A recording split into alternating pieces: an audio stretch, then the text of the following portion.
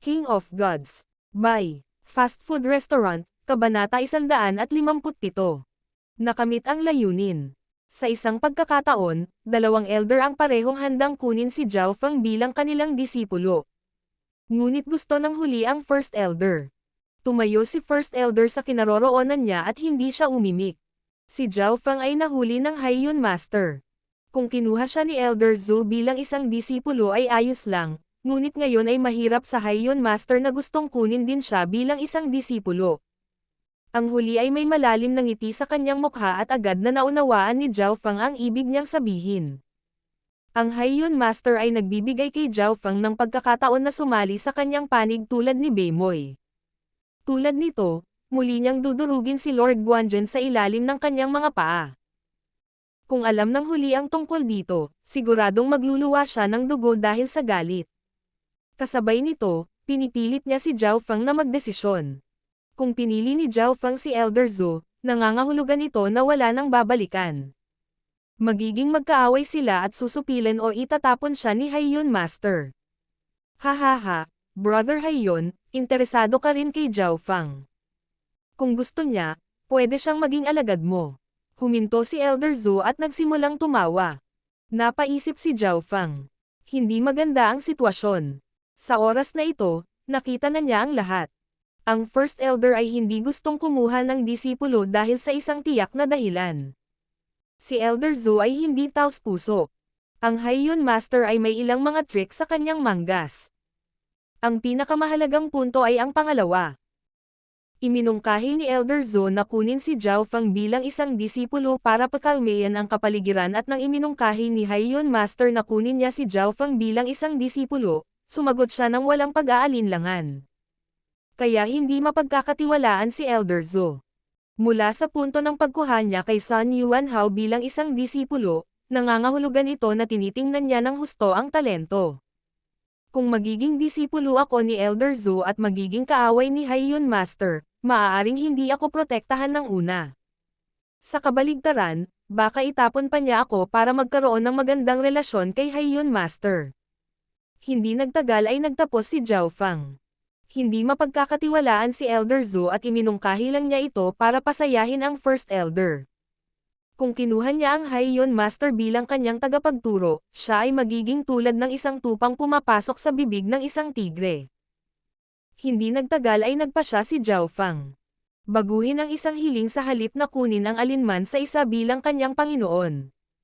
Ang First Elder ay isang taong hindi kumukuha ng mga alagad ng simple at hindi siya madaling nangako. Ang mga taong tulad nito ay gagawin ang lahat ng kanilang makakaya kapag ang isa ay nakilala nila. Sa kasamaang palad, napabuntong hininga si Zhao Feng sa kanyang puso at pinili niya. Pinili niyang palitan ito ng ibang hiling, sa halip na kunin si Elder Zhou o Haiyun Master bilang kanyang mentor. Ang desisyong ito ay naging sanhi ng pagkatulala ng ibang mga alagad. Napakalaking karangalan na magkaroon ng elder bilang iyong master. Si Shu Ren, Xiao Sun at Lin Fan ay lahat ng hinayang. Ngunit hindi sila Zhao Feng at hindi sila makapili para sa kanya. Ang mga mata ng First Elders ay kuminang at sa wakas ay nagsalita. Ang pagtalikod mo sa hiling na ito ay pinipilit akong bumalik sa aking salita. Pero nangako ako na hindi na ako kukuha ng alagad. Nang marinig ito, sa wakas ay naunawaan ni Zhao Feng. Hindi nakapagtataka na natahimik si First Elder nang marinig niya ang hiling ni Zhao Feng at parehong sinubukan ni Elder Zhou at Haiyun Master na pasayahin siya. Ngunit gaano man ang pagkalkula ng mga tao o ng langit, tinanggihan ni Zhao Feng ang dalawa at mas gusto niyang magkaroon ng isa pang hiling. Nangangahulugan ito na pumayag man o hindi ang First Elder, babalik siya sa kanyang salita. Dapat kang sumang-ayon sa isang bagay kung ikaw ay magiging alagad ko. Nagpatuloy ang First Elder. Ano ito? Hindi alam ni Zhao Feng na biglang magbabago ang sitwasyon. Itigil mo ang paglilinang ng Lightning Wind Palm. Isang salita ang sinabi ni First Elder. Natigilan si Zhao Feng. Bakit gusto niyang patigilan sa paglilinang ng Lightning Wind Palm si Zhao Feng? Bakit pinili niyang huwag nang kumuha ng mga alagad? Biglang nag-click ang lahat. Naalala ni Zhao Feng ang sinabi ni Sister Yuan. May kaibigan si Yang Gan na nagsanay ng Lightning Wind Palm, ngunit kalaunan. Bumalik sa pagtitipon, binalaan ni Yang Gan si Zhao Fang. Ang buhay ay mas mahalaga kaysa Lightning Wind Palm. Maaaring si Yang Gan ay mga disipulo ng First Elder. At isa rin ang kaibigan niya, ngunit sinanay niya ang Lightning Wind Palm at namatay. First Elder, ikaw ba ang mentor ni Yang Gan? Maingat na tanong ni Zhao Fang. Si Yang Gan ay nasa ika-2 pwesto sa 10 core na disipulo at ang pangalawang Zhao Fang ay nagsalita, lahat ng nasa malapit ay tumango. Natahimik si First Elder at nanlabo ang kanyang mga mata. Nakuha ni Zhao Fang ang bahid ng puot at sakit sa kanyang mga mata. Maaaring isipin na ang taong nagsanay ng Lightning Wind Palm ay talagang isang kababalaghan, ngunit siya ay namatay dahil sa kasanayang ito. Zhao Fang, ano ang nagbibigay ng kakayahan upang maging disipulo ng First Elders? Sa oras na ito, hindi napigilan ng matandang Zhang ng Clan Mission Division na lumapit at babalaan siya. Siya ay, pagkatapos ng lahat, guro ni Zhao Fang. Isuko ang Lightning Wind Palm. Ang mga mata ni Zhao Fang ay puno ng pagpapasya. Paanong ang kanyang kalooban ay naaakit ng iba? Hindi kailanman pinagsisihan ni Zhao Fang ang pagpili sa kasanayang ito. Sa panahon ng paglilinang, palagi niyang ginagamit ang kanyang kaliwang mata upang suriin ang mga depekto at itulak ang panganib sa pinakamababa. Minsan niyang nasuri na ang Lightning Wind Palm ay halos ginawa, na parang hindi pa ito na perpekto ng lumikha.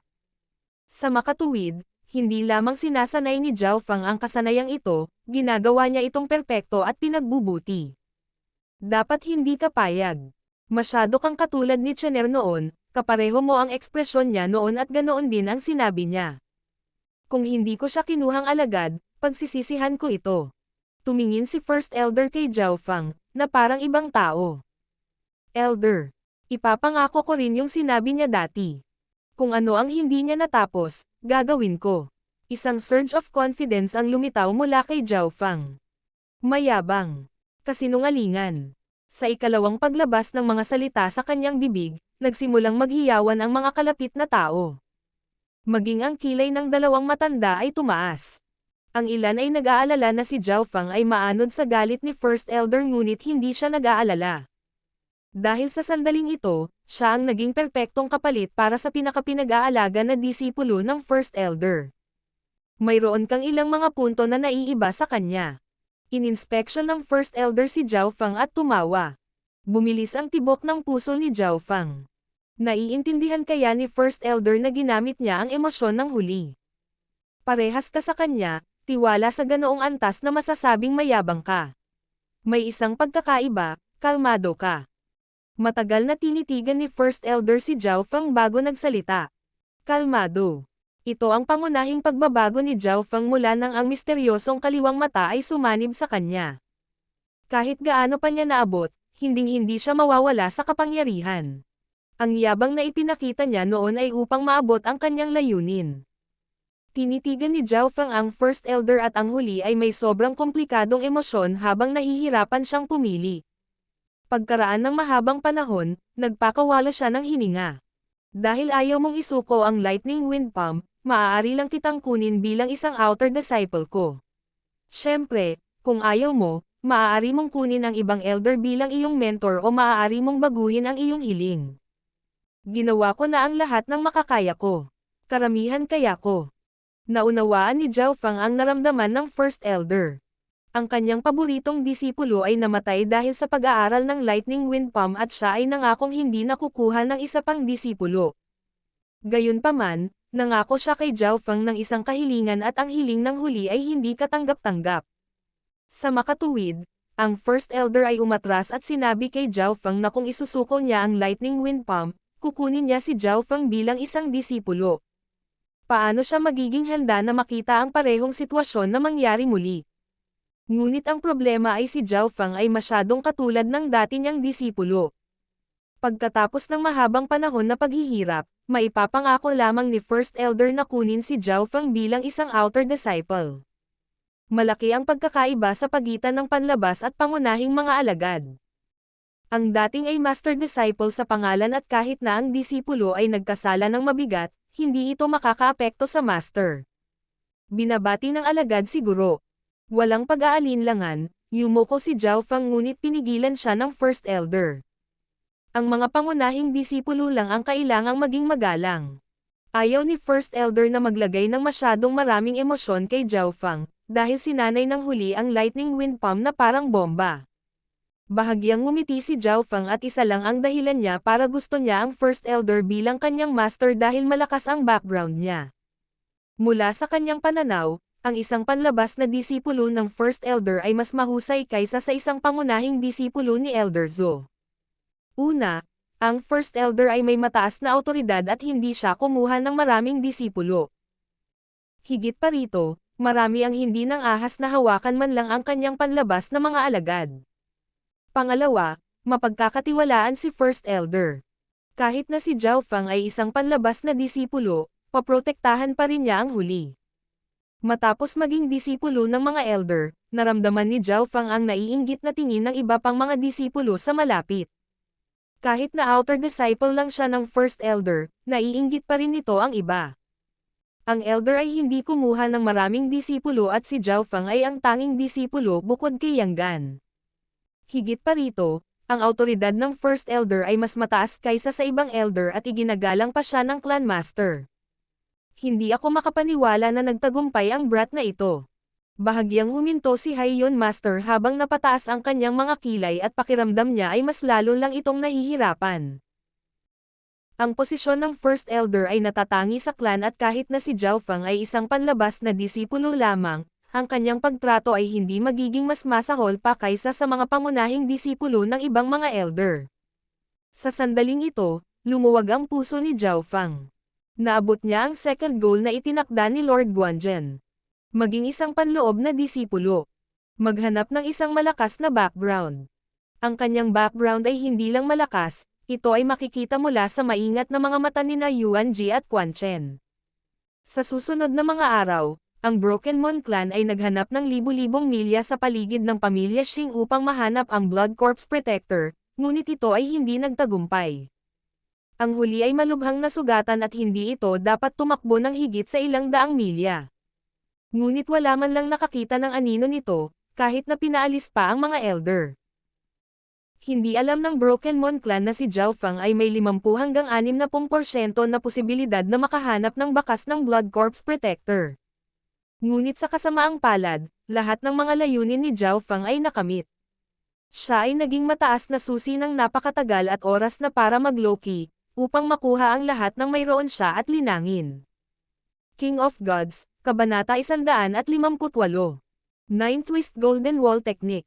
Sa loob ng 1.5 buwan, hinanap ng Broken Moon Clan ang lugar ng pamilya Xing, ngunit walang palatandaan ng Blood Corpse Protector. Ang lugar ng paghahanap ay tumaas ng kaunti, ngunit ang mga pagkakataong mahanap ito ay naging mas maliit. Sa wakas ay umalis ang 3 elder at isa-isang umalis ang mahigit kalahati ng mga disipulo. Kasama rin si Zhao Fang sa grupo na bumalik sa Broken Moon Clan. Makalipas ang 3 araw, umalis ang mga elite na miyembro ng clan. Isang kakaiba tunog ay maririnig mula sa ilalim ng libingan sa lugar ng pamilyang Xing. Kung susuriin ng isa ang lugar mula sa itaas, makakakita sila ng kakaibang eksena. Ang dugo ng mga bangkay ay bumaon lahat sa lupa at naging kakaiba ang landas na iyon, na nagtagpo sa dulo. Ang mga bangkay na ito ay ang lahat ng namatay sa pamilya Xing at bagamat sila ay nasunog at naging abo, ang kanilang dugo ay bumagsak na sa lupa. Bilang isa sa pinakamalalaking pamilya, ang karaniwang paglilinang ng mga nasa hustong gulang na lalaki ay hindi bababa sa ikalawang ranggo ng Consolidated Realm o mas mataas. ZZZ. Ang pinakamapanganib na lugar ay ang pinakaligtas na lugar. Ang Blood Plague Essence Gathering Array ay naiset up ilang buwan na ang nakakaraan, nasa plano ko na malaman ng clan. Isang Silver Stripe Blood Corpse ang bumangon sa lupa. Ang pagiging isang Blood Corpse Protector nito ay nabuhay ng daan-daang taon at ito ay lumampas sa mga limitasyon ng tao at naging kalahating patay. Sa makatuwid, ang kanyang habang buhay ay ilang beses ding mas mataas kaysa sa iba sa True Spirit Realm. Matapos makitang muli ang araw, ang aura ng Silver Stripe Blood Corpses ay mas malakas kaysa dati at nabawi nito ang lakas nito pabalik sa Fifth Sky ng Ascended Realm. Ngumiti ng masama ang Silver Stripe Blood Corpse at dinilaan nito ang labi. Sa kanyang plano na alam na niya na hahanapin siya ng clan, Ngunit ang problema lang ay si Zhao Fang. Lalo niyang iniisip kung paano niya naibigay ang lahat ng ari-arian niya sa brat na iyon, lalo siyang nagalit. Gayunpaman, hindi niya alam na lumakad din siya malapit sa mga pintuan ng kamatayan. Si Zhao Fang ay naging sobrang low-key matapos makuha ang kanyang gantimpala at hindi niya ginamit ang kanyang kaliwang mata kapag naghahanap. Kung hindi, mahahanap ni Zhao Fang ang Blood Plague Essence Gathering Array sa lupa. Makalipas ang ilang araw, bumalik ang grupo ng mga elite sa Sky Moon Mountain. Mula sa malayo, nakikita ni Zhao Fang ang Floating Crest Palace sa gitna ng kidlat. Mayroon pang 2 buwan bago magsimula ang Floating Crest Trial. Ang ilan sa mga alagad ay tumingin sa Asher na palasyo ng may pag-asa. Ang petsa ng Floating Crest Palace ay papalapit na at ang pagsubok na ito ay isang turning point para sa mga disipulo na walang malakas na background. Kung nahawakan nilang mabuti ang pagkakataong ito, mababago nila ang kanilang kapalaran. Dapat akong pumasok sa Floating Crest Trial. Ang desisyon ni Zhao Fang ay hindi maalinlangan. Ang isang beses sa bawat 5 taon na pagsusuri sa clan, pati na rin ang isang beses bawat 5 taon na Floating Crest Trial ay parehong napakahalaga. Kung ang isa ay makaligtaan ang alinman sa mga ito, sila ay maiiwan at ang 5 taon ay masyadong mahaba para kay Zhao Fang. Mula nang sumanib si Zhao Fang sa misteryosong kaliwang mata, naging maganda ang kanyang dinaanan. Pumasok sa Guanzhen Palace pagkatapos ng ilang buwan sa pamilya Zhao at pumasok siya sa clan pagkatapos ng ilang buwan sa Guanzhen Palace. Pagkatapos ng ilang buwan sa clan na ito, naabot na niya ang ganitong taas. 1 taon na ang nakalilipas, siya ay 13 taong gulang lamang, hindi man lang 14 sa pamilyang Zhao. Makalipas ang 1 taon, matagumpay siyang nakapasok sa clan sa edad na 14 lamang. Nagbago ang kapalaran ng isang tao tulad nito. Kung hindi maaabot ni Zhao Fang ang Second Sky of the Ascended Realm mula sa unang ranggo ng Consolidation Realm sa 1 taon. Ang kanyang cultivation ay maihahambing sa mga kahangahangang tao sa clans. Pagkabalik, humiwalay si Zhao Fang kay Lin Fan at sa kanyang mga kasamahan. Si Lin Fan ang huling umalis. Brother Zhao, hindi mo lang ako iniligtas ng maraming beses sa misyon na ito, binigyan mo rin ako ng ganoong mga gantimpala.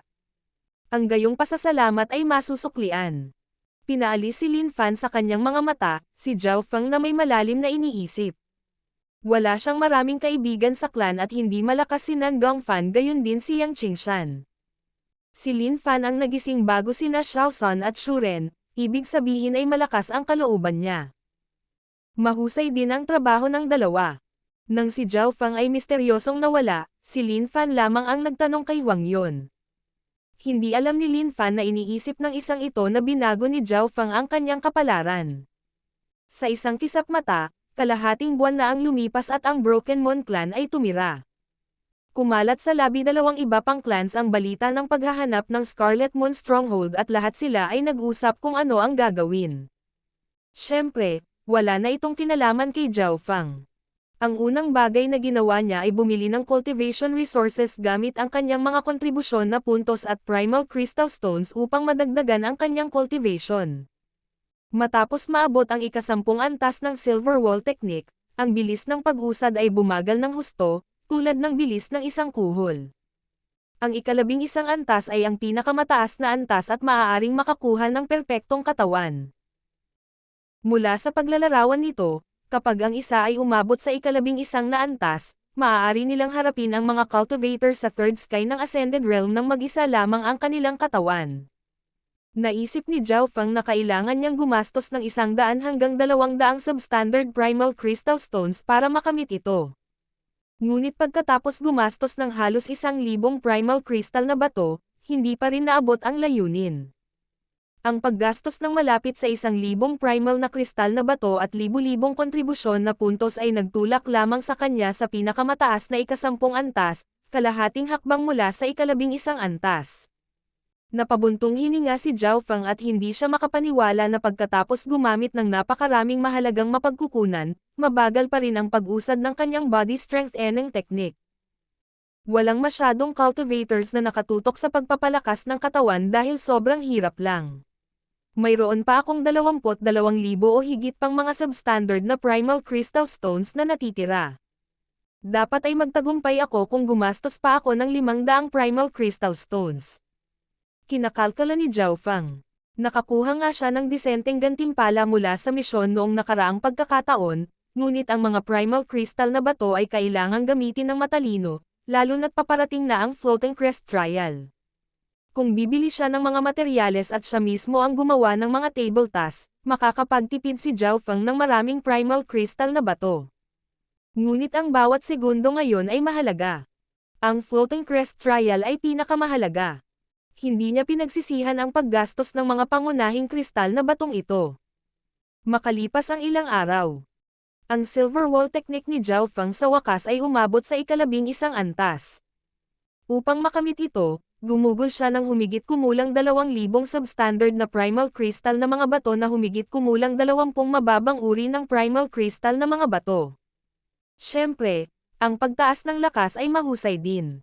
Perpektong katawan. Naka-crossleg si Zhao Feng sa lupa at pinaikot niya ang kanyang body strengthening technique. Kaagad, isang manipis na layer ng pilak ang lumitaw sa kanyang katawan, na nagdulot ng isang siksik na aura. Magagawa niyang labanan ang mga nasa third sky of the Ascended Realm gamit lamang ang kanyang katawan. Nakakatakot din ang kanyang depensa, maaari siyang itapon sa apoy at hindi na siya masasaktan sa maikling panahon. Habang sinanay ni Zhao Feng ang kanyang body strengthening technique, ginagawa rin niya ang kanyang Heavenly Wind God technique, ang high-tier mortal skill. Sinanay niya ito sa ika-4 na antas sa 6 at ang mas mataas na antas ay naabot, mas dalisay ang kanilang true force. Matapos maabot ang ika-4 na antas, ang kadalisayan ay maihahambing sa mga nasa 4th sky ng Ascended Realm, ngunit kulang ito sa dami. Mahirap isipin na ang true force ni Zhao Feng ay kasing dalisay ng mga nasa 4th sky ng Ascended Realm. Sa nakalipas na buwan, ang Silver Wall Technique at Heavenly Wind God Technique ay unti-unting tumaas at ang Lightning Wind Palm ang mabagal na umusad. Ang Lightning Wind Palm ay nahati din sa 6 na antas at si Zhao Feng ay nanatili sa ikatlo, kalahating hakbang lang ang layo mula sa ika-4. Kapag naabot ko ang ika-4 na antas, ang aking mga pag-atake ay maaaring magpamanhid ng kaaway. Hinanggad ni Zhao Feng na maabot ang antas na ito, ngunit mula sa ika-4 na antas pataas, ang lightning ang pinakamahalagang bahagi at hindi gaanong maintindihan ni Zhao Feng ang lightning. May isa pang dahilan at iyon ay dahil ang Lightning Wind Palm ay masyadong magaspang, kaya maingat na sinubukan ni Zhao Feng na pagbutihin ito gamit ang kanyang kaliwang mata. Siyempre, ang kanyang Lightning Wind Palm ay nasa pinakamataas na antas at maaari itong umabot sa ika-4 na antas anumang oras. Mabilis na lumipas ang oras at 1 buwan na lang ang natitira bago ang Floating Crest Trial. Naramdaman ni Zhao Feng na ang kanyang body strength cultivation at martial arts ay umabot na sa bottleneck. Naabot na ng Silver Wall Technique ang mga limitasyon nito. Iniisip ko kung maaari kong makuha ang aking mga kamay sa 9-twist Golden Wall Technique. Napaisip si Zhao Feng. Ayon sa kanyang nalalaman, ang 9-twist Golden Wall Technique ay isang peak-tier mortal skill na lubos na pinahahalagahan ng clan. Si Zhao Feng ay mayroong 50,000 kontribusyon na puntos at ang isang middle tier na mortal na kasanayan ay nangangailangan ng 5,000. Sa makatuwid, nagpa siya si Zhao Feng na tanungin ang First Elder. Sa pangalan, First Elder ang kanyang master. Ngunit sa katotohanan, hindi pa man lang nakakausap ng huli si Zhao Feng. Kadalasan, tatawagan ng First Elder si Yang Gan para sabihin kay Zhao Feng ang lahat. Ngayon, ang First Elder ay nagbibigay ng mga payo kay Yang Gan at hindi nagtagal ay dumating si Zhao Feng. 9-twist Golden Wall Technique. Tumaas ang kilay ni First Elders. Brother Zhao, ang 9-twist Golden Wall Technique ay isang pinakamataas na antas na mortal skill, hindi mo ba iniisip na masyado kang nagmamadali?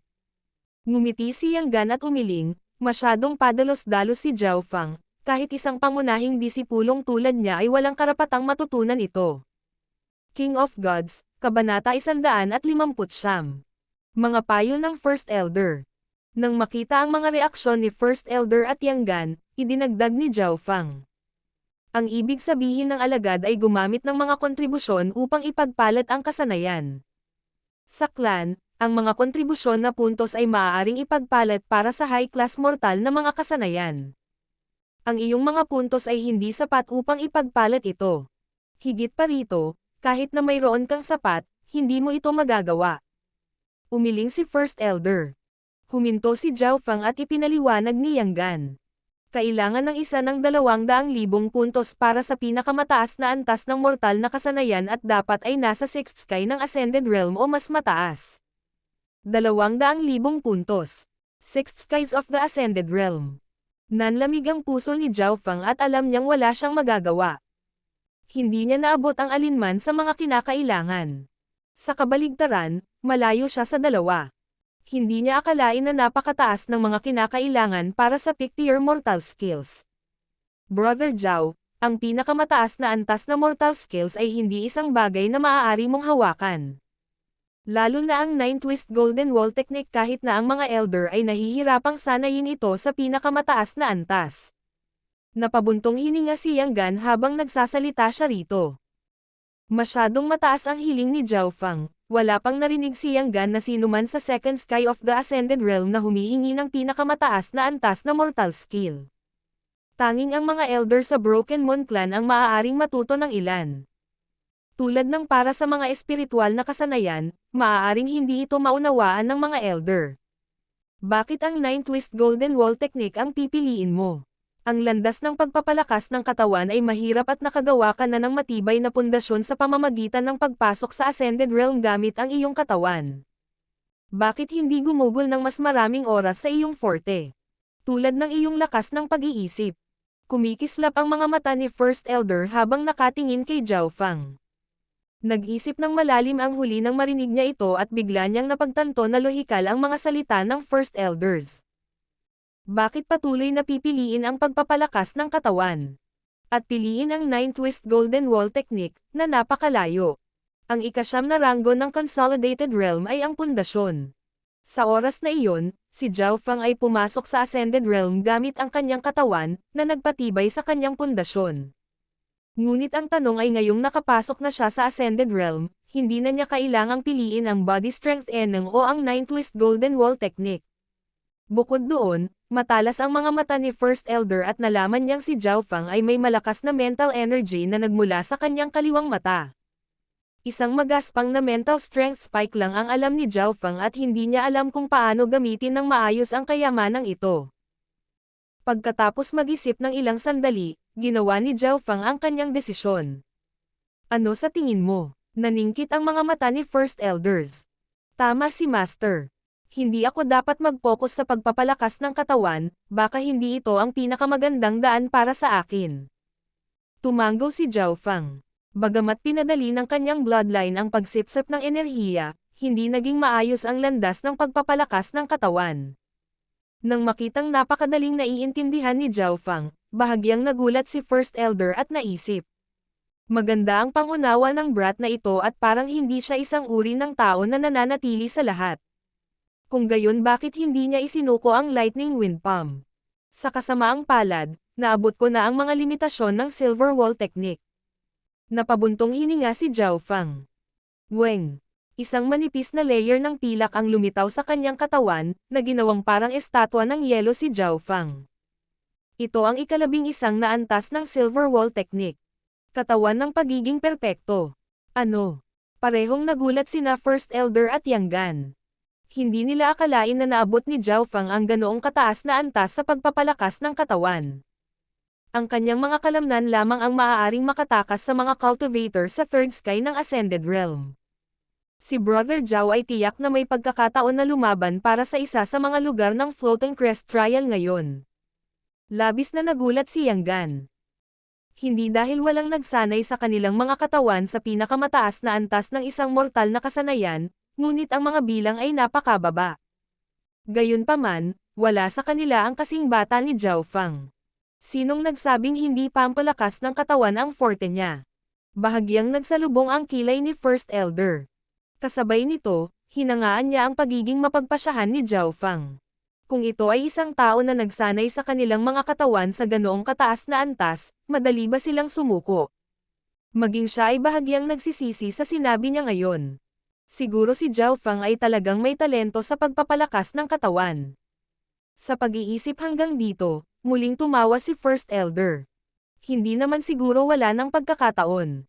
Kahit na hindi sapat ang iyong cultivation at contribution points, makukuha mo pa rin ang 9 Twist Golden Wall Technique. Master, mangyaring magsalita. Tumalon ang puso ni Zhao Fang. Floating Crest Trial. Isang salita ang sinabi ni First Elder. Floating Crest Trial. Nakipagpalitan ng tingin si Yang Gan kay Zhao Fang. Ang Floating Crest Trial ay isang malaking pagbabago. Sa sapat na lakas, ang isa ay makakakuha ng pinakamataas na antas ng mortal na kasanayan at maging ang espiritual na mga sandata at kasanayan. Ngumiti ng mahina si First Elder. Nalaglag ang panga nina Zhao Fang at Yang Gan. Ano ang napakahiwaga tungkol sa Floating Crest Palace na ito? Paano ito nagkaroon ng mga espiritual na kasanayan? Kung makakakuha ka ng isa pang peak-tier mortal skill mula sa palasyo, maaari mo itong ipagpalat sa 9 Twist Golden Wall Technique. Paliwanag ni First Elder. Naunawaan ni Zhao Fang ang ibig niyang sabihin. Maging ang mga elder ay umaasa sa mga gantimpala sa loob, ngunit may mga paghihigpit sa edad at paglilinang. May isa pang mahalagang punto. Kung mayroon kang napakataas na talento sa isang partikular na lugar, maaari kang makatanggap ng mana. Tumawa ulit ang First Elder. Nang marinig ito, bumilis ang tibok ng puso ni Zhao Fang at maging si Yang Gan ay nananabik sa kanyang mukha. Sa wakas ay alam na ni Zhao Fang kung bakit napakahalaga ngayon ng Floating Crest Trial. Salamat Master, aalis na ang disipulo. Hindi nagtagal si Zhao Fang at hindi nagtagal ay umalis siya, naiwan ang First Elder at Yang Gan. Sa kanyang pagganap sa Scarlet Moon Demonic Cave at antas ng pagpapalakas ng katawan, dapat siyang makadalo sa Floating Crest Trial. Bulong ni First Elder. Master, gusto mo bang tulungan ko siya sa trial? Biglang tanong ni Yang Gan. Hindi niya alam kung ano ang nasa isip ni Master para sa disipulong ito. Hindi na kailangan. Ang First Elder ay mapagpasyahan. Ang Floating Crest Trial ay napakahalaga para sa iyo at isang beses lang makakadalo. Sa mga disciples na pupunta, ikaw ang pinakamalakas kaya dapat mong hawakan ng mabuti ang pagkakataong ito. Naiintindihan ng disipulong ito. Nagpakawala ng hininga si Yang Gan sa kanyang puso. Tila ang kanyang posisyon sa puso ni Master ay hindi matitinag at hindi ito magagalaw ng isang panlabas na disipulo. Higit pa rito, ang isang taong nagsanay sa Lightning Wind Palm ay maaaring mamatay anumang oras, kaya walang saysay na maglagay ng labis na damdamin kay Zhao Fang. Pinaalis si Yang Gan gamit ang kanyang mga mata, bumulong ang First Elder sa kanyang sarili. Hindi ako makapaniwala na si Zhao Fang ay may ganoong desisyon na mabilis na isuko ang pagpapalakas ng katawan, siya ay tila isang tahimik at kalmadong tao. Kung gayon bakit hindi niya isinuko ang Lightning Wind Palm? Pagkatapos umalis sa First Elder's place, naunawaan ni Zhao Fang na nakagawa na siya ng matibay na pundasyon at hindi na niya kailangang magtrabaho sa pagpapalakas ng katawan sa ngayon. Mula sa isang bagong pananaw, dapat siyang lumakad sa landas na pinakaangkop para sa kanya dahil iyon ang pinakalohikal na desisyon. Sa makatuwid, hindi niya kailangang pilitin ang sarili sa pagsasanay ng 9 Twist Golden Wall Technique. Ang landas ng pagpapalakas ng katawan ay mabagal at gumugugol ito ng maraming mapagkukunan, na lubos na magpapababa sa bilis ng aking paglilinang. Habang nag-iisip si Zhao Fang, mas maraming dahilan ang nakikita niya.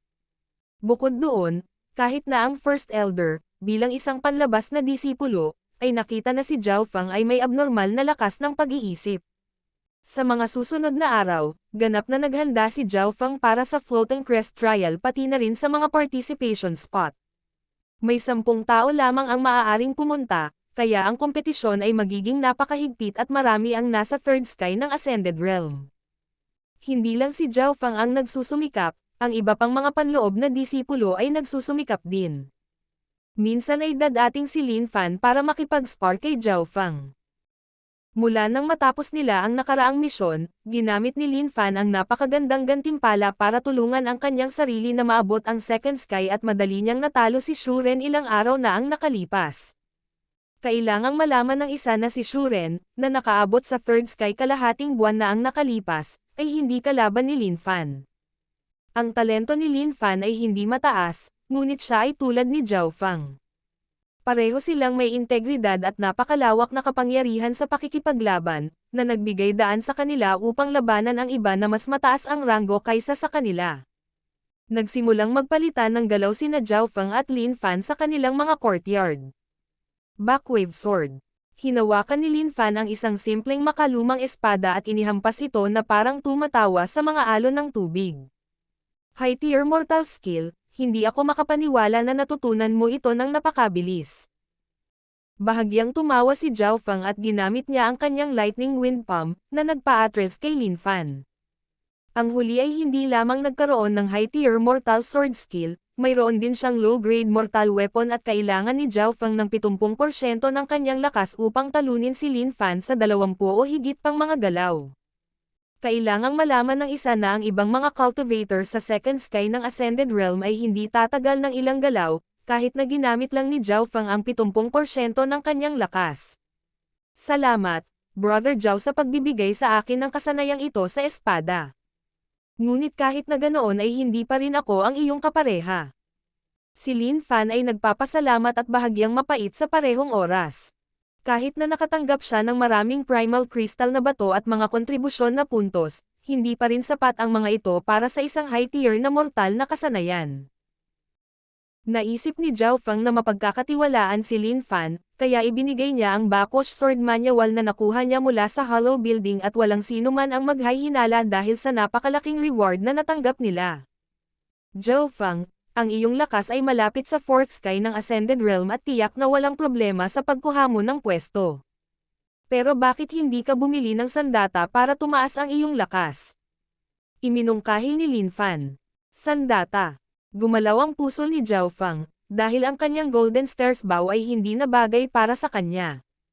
At ang Floating Crest Trial ay paparating na, kaya dapat siyang kumuha ng sandata upang mapataas ang kanyang kabuoang lakas. Habang nag-iisip hanggang dito, naglakad si Zhao Feng patungo sa Clan Mission Division. Sa Clan Mission Division, nakita ni Zhao Feng si Vice Head Zhang at agad na sinabi sa kanya ang kanyang layunin. Maaari kitang bigyan ng 20% diskwento dito. Tumawa ang matandang Zhang. 20% diskwento. Naging linya ang mga mata ni Zhao Feng dahil sa kanyang ngiti, 20% diskwento ay hindi makukuha ng sinuman. Hindi nagtagal, inakay ng matandang Zhang si Zhao Feng sa bulwagan ng mga armas. Ang mga panday ay lahat ay nagtrabaho sa Clan Mission Division at may ilang mga zone para sa pagpapalitan. Ang mga linya ng mga armas ng lahat ng iba't ibang uri. Maliwanag, may kantab, matalas. Pinalabo nila ang mga mata ni Zhao Feng. King of Gods, Kabanata 160. Luo Haobao.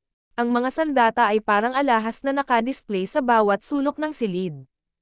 Ang sinumang alagad na makakita nito ay masasabik, ngunit ang mga presyo ng mga armas na ito ay hindi mura. Anuman sa mga ito ay nagkakahalaga ng libu-libong substandard na primal crystal stone at ang mga ito ay low-grade mortal weapons. Kung ito ay isang middle-grade mortal na sandata, ito ay nagkakahalaga ng hindi bababa sa 10,000 substandard na primal crystal na mga bato. Dahil sa relasyon sa matandang si Zhang, dinala si Zhao Feng sa isang storage room at sa loob ng silid na ito, ang bawat item ay kahit isang low-grade mortal na armas, ngunit sila ang pinakamahusay. Black Wind Sword. Pinapataas ang lakas ng True Force ng 20%, bilis ng 3% at nagpapadala ng itim na hangin na nagpapataas ng aura ng espada. Mababang uri ng mortal na sandata. 6,600 substandard na primal crystal na mga bato. Flowing Feather Saber. Banayad na parang balahibo, ngunit pumuputol sa metal na parang putik. Pinapataas ang bilis ng True Force ng 30% at ang lakas ng Sword Strike ng 30%. Mababang uri ng mortal na sandata. 5,500 substandard na primal crystal na mga bato. Scorching Red Saber. Ginawa gamit ang flaming red na kristal at pinapataas ang lakas ng pag-atake ng elemento ng apoy. 40% higit pang pinsala kapag ginamit sa isang kasanayan sa sunog. 5,500 substandard na primal na kristal na mga bato. Sinulyapan ni Zhao Feng ang mahalagang mababang grade mortal na armas at nalaman niyang medyo mas mataas ang presyo, ngunit maganda ang epekto. Ang Black Wind Sword ay lalo na. Mayroon itong 3% ngunit doble ito sa presyo ng mas murang mababang uri ng mortal na armas. Ang mga materyales, gastos at kapangyarihan ng mga item na ito ay higit sa iba na may parehong grado. Siyempre, mas mahal din ang presyo. Bahagyang ngumiti ang matandang si Zhang. Ang 20% diskwento na ipinangako niya kay Zhao Feng ay isang napakalaking diskwento na hindi man lang makukuha ng mga core disciples. Ang mga matatanda lamang ang magkakaroon ng ganoong pagtrato. Tumanggo si Zhao Feng at pinagmasdan niya ang iba't ibang uri ng sandata. Mga espada, sable, latigo, palakol, busog, guantes. Ano man ang gusto ng isa, naroon iyon. Sa gitna ng mga armas, ang sable at espada ay nakakuha ng mas malaking mayorya dahil sila ang hari at emperador ng mga armas at madaling matutunan. Ngunit sa kasamaang palad, ang dalawang sandata na ito ay hindi ang kanyang kakayahan. Para sa kanya, mas maganda ang mga busog. Tiningnan ni Zhao Feng ang mga busog at nalaman niyang hindi marami, marahil dahil hindi sila sikat. Heavenly Eagle Bow. Range, 2 milya. Maaaring tumaas ang paningin ng isang tao ng 1 milya at tumagos sa 4 na layer ng armor pati na rin ang true force ng isang cultivator sa 4th sky ng Ascended Realm. Presyo, 3,600 substandard primal crystal stones. Pinulot ni Zhao Feng ang bow na ito at nalaman niyang hindi ito masama. Ang busog ay may hanay sa ibabaw nito na nagpapahintulot sa paggamit upang mapataas ang kanyang paningin ng 1 milya. Ngunit wala itong epekto kay Zhao Feng dahil nakakakita na siya ng 100 milyang tuwid. Ancient Iron Bow. Malakas na lakas ng pagsabog at nagagawa nitong tumagos sa 4 na layer ng armor. Nangangailangan ng malakas na lakas ng braso at paningin. Ang mga busog na ito ay bahagyang mas mura, humigit kumulang 2,900 substandard na primal crystal na mga bato. Tumingin si Zhao Feng sa paligid at napagtanto niya na mas mura pa ang iba pang mga busog. Ang mga busog ay kung tutusin, hindi ginagamit ng maraming tao. Ang ilan sa mga ito ay maaaring hindi maibenta kahit na sa loob ng ilang taon. Sabi ng matandang Zhang. Naisip ni Zhao Feng na ito ay mabuti para sa kanya, ngunit pagkatapos ay naisip niya ang tungkol sa mga palaso. Ang huli ay isang gamit lang, na magagastos ng malaki sa paglipas ng panahon. Mayroon akong 20,000 substandard na primal crystal stones, na higit pa sa sapat para makabili ng low-grade mortal na armas. Nag-isip si Zhao Feng at itinoon ang kanyang focus sa middle-grade mortal weapons. Middle-grade mortal weapons ay isang buong klase na mas mataas ngunit ang presyo ay masyadong. Halimbawa sa bulwagan, ang isang espada ay 40 hanggang 50,000 substandard na primal crystal na mga bato, ngunit narito ito ay may mahigit 70,000. Nakita ni Zhao Feng ang isang espada na nagdoble sa lakas ng true force ng isang tao na nasa 4th sky, ibig sabihin ay mas malakas pa ang true force ng user kaysa sa mga cultivator sa 5th sky. Sa ganoong mga armas, hindi mahirap pumatay sa mga kalaban na mas mataas ang ranggo kaysa sa sarili. Luo Hao Bao. Maaaring maabot ang tunog ng tunog at bumaril sa hindi bababa sa 3 layer ng armor. Sa pinakamaganda, maaari itong mag-on-shot na cultivator sa 5th sky. Kapag ginamit sa Luo Hao arrows, dumable ang pinsala at maaari itong may lock sa kalaban. Makalampas man ito, susundan pa rin ng palaso ang kalaban saglit. Ang bow mismo ay isang peak middle grade mortal weapon, ngunit kasama ng kanyang Luo Hao arrows, ito ay nagiging isang high-grade mortal weapon. Presyo ng bow. 80,000 substandard na primal na kristal na mga bato. Buong set. 150,000 substandard primal crystal stones. Agad na napako ang tingin ni Zhao Feng sa busog na ito nang makita niya ito. Masyadong malakas ang busog na ito. Ang bilis at opensa nito ay parehong umabot sa limitasyon. Hindi nakakagulat na ito ay isang middle-grade mortal na sandata, ang mga katangian nito ay hindi maisip. Ibinaba ni Zhao Feng ang malalim na berde at pulang kakaibang maliit na busog na ito at naramdaman niya na ang material ay lubhang kakaiba. Ang laki ng bow ay mas maliit kaysa sa normal na mga bow, mas malaki lang ng bahagya kaysa sa isang crossbow. Ang bilis ng pag-atake ay maaaring umabot sa bilis ng tunog at maaari nitong agad na patayin ang mga cultivator ng 5th sky sa pinakamagaling nito. Sa pamamagitan ng mga Luo Hao arrow nito, doble ang lahat ng katangian at maaari pa nilang sundan ang kaaway sa maikling distansya kung makaligtaan sila.